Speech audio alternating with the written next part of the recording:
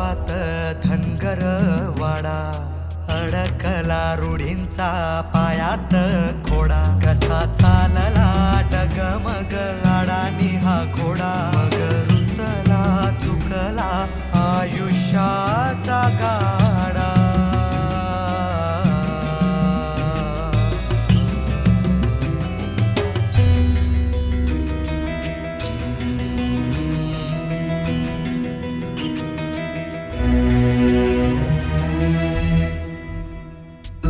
पांढरा हंस पक्षी नाचणारा मोर कधी पाभळीच्या अंगणात नाही फिरकलं.